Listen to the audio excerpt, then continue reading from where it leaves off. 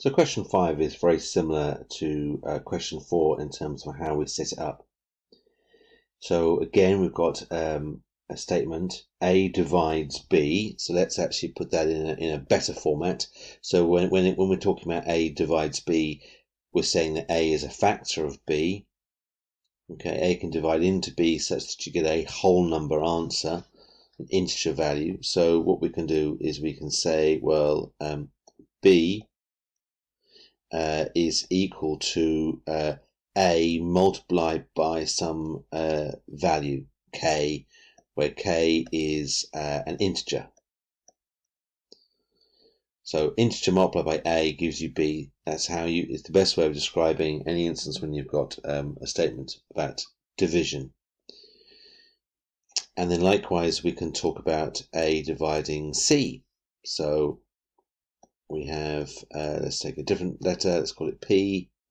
So likewise, A multiplied by another integer value will give us C. So those two statements have been written out. Now, we're being asked to prove that A divides B plus C.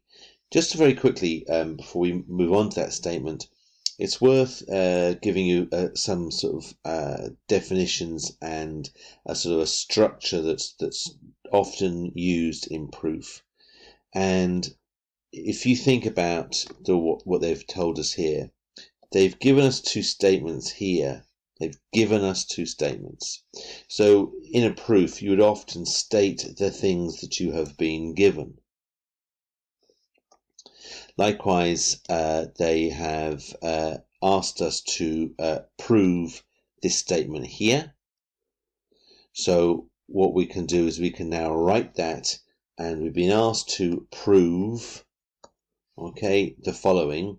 So now how could we, I suppose, how can we describe that in a mathematical format? We could write out the words, the text, but we could also say, well, in a similar format, we could say that B plus C, okay, the sum of B plus C is going to be divided by A, so we can say some other value, let's say Q of A, where Q is an integer. Okay, that's one way, I suppose, of describing what we're being asked to do. Now, we're not necessarily going to use the letter Q. Okay, the idea is that something multiplied by A, okay, is going to give us, as a product, it's going to give us B plus C. Okay, so and then lastly, you actually go through your formal proof. So we have we're being asked to look at B plus C. So let's actually do B plus C. So what is B? B is KA, and what is C? It is PA. And we can see there we've got a common factor of A. So we have A multiplied by the sum of K plus P. Now K plus P are both integers. Therefore, we can say that A is being multiplied by an integer. Okay. So the statement is basically true. Now, in terms of finishing off as a sort of a conclusion, okay, I suppose you could we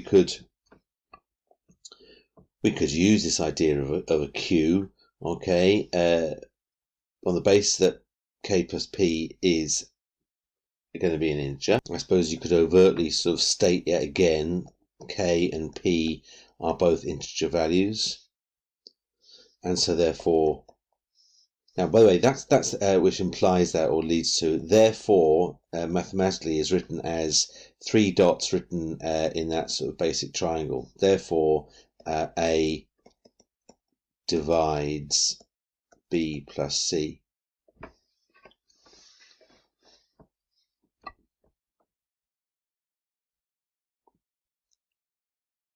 To some extent, you have to accept that a certain amount of knowledge is expected by the reader. So I haven't overtly explained in a written form the fact that, well, k is an integer, p is an integer, then the sum of them is going to be an integer. I haven't overtly explained that. That's sort of expected to be understood. So it's what we call axiomatic. It's just understood as a fact.